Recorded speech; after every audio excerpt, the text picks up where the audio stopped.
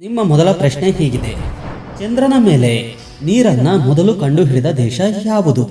ನಿಮ್ಮ ಆಯ್ಕೆಗಳು ಹೀಗಿವೆ. Option A Bharat, option B China, option C Japan, option D America.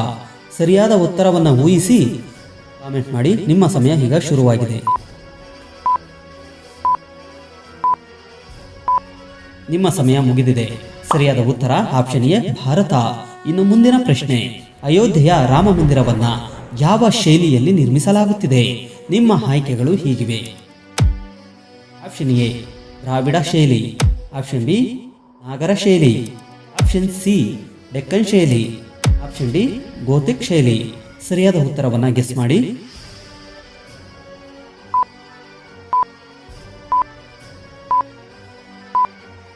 ನಿಮ್ಮ ಸಮಯ ಮುಗಿದಿದೆ. ಸರಿಯಾದ ಉತ್ತರ ಆಪ್ಷನ್ ಬಿ ನಾಗರ ಶೈಲಿ. ಇನ್ನು ಮುಂದಿನ ಪ್ರಶ್ನೆ: ರಾಮ ಮಂದಿರವನ್ನ ನಿರ್ಮಿಸುತ್ತಿರುವ ಟ್ರಸ್ಟ್ ಅಥವಾ ಸಮಿತಿಯ ಹೆಸರೇನು? ನಿಮ್ಮ ಆಯ್ಕೆಗಳು ಹೀಗಿವೆ.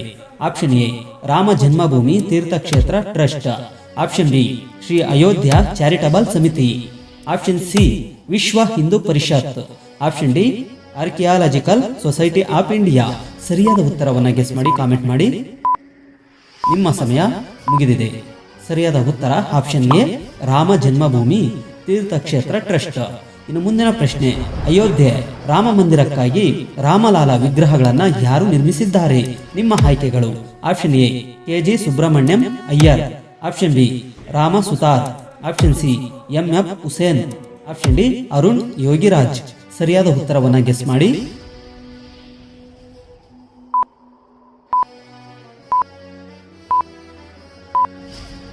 ನಿಮ್ಮ ಸಮಯ ಮುಗಿದಿದೆ. ಸರಿಯಾದ ಉತ್ತರ ಆಪ್ಷನ್ ಡಿ ಅರುಣ್ ಯೋಗಿರಾಜ್. ಅಯೋಧ್ಯೆಯ ರಾಮ ಮಂದಿರದಲ್ಲಿ ಎಷ್ಟು ಮಂಟಪಗಳನ್ನು ನಿರ್ಮಿಸಲಾಗಿದೆ? ನಿಮ್ಮ ಆಯ್ಕೆಗಳು ಹೀಗಿವೆ. ಆಪ್ಷನ್ ಎ 3 ಮಂಟಪಗಳು, ಆಪ್ಷನ್ ಬಿ 4 ಮಂಟಪಗಳು, ಆಪ್ಷನ್ ಸಿ 5 ಮಂಟಪಗಳು, ಆಪ್ಷನ್ ಡಿ 10 ಮಂಟಪಗಳು. ಸರಿಯಾದ ಉತ್ತರವನ್ನ ಊಹಿಸಿ ಕಾಮೆಂಟ್ ಮಾಡಿ. ನಿಮ್ಮ ಸಮಯ ಈಗ ಶುರುವಾಗಿದೆ.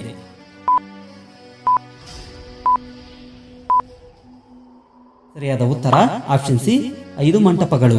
ಇನ್ನು ಮುಂದಿನ ಪ್ರಶ್ನೆ: ರಾಮ ಮಂದಿರದ ಭೂಮಿ ಪೂಜೆಯನ್ನ ಯಾವ ವರ್ಷದಲ್ಲಿ ಮಾಡಲಾಯಿತು? ನಿಮ್ಮ ಆಯ್ಕೆಗಳು ಹೀಗಿವೆ.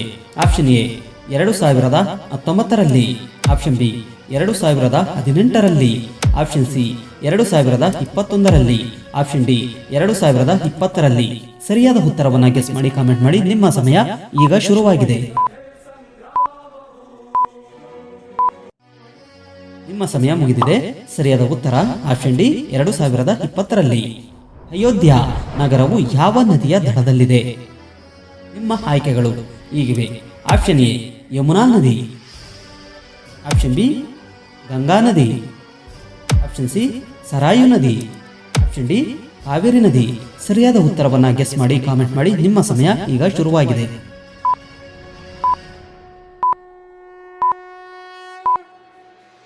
ನಿಮ್ಮ ಸಮಯ ಮುಗಿದಿದೆ.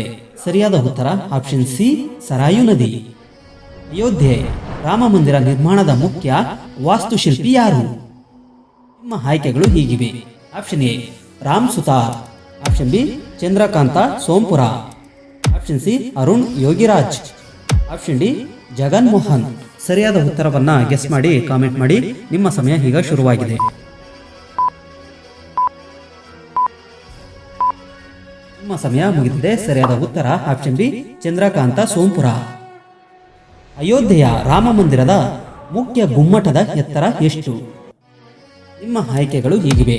ಆಪ್ಷನ್ ಎ 108 ಅಡಿ, ಆಪ್ಷನ್ ಬಿ 128 ಅಡಿ, ಆಪ್ಷನ್ ಸಿ 141 ಅಡಿ, ಆಪ್ಷನ್ ಡಿ 151 ಅಡಿ. ಸರಿಯಾದ ಉತ್ತರವನ್ನು ಗೆಸ್ ಮಾಡಿ, ಕಾಮೆಂಟ್ ಮಾಡಿ.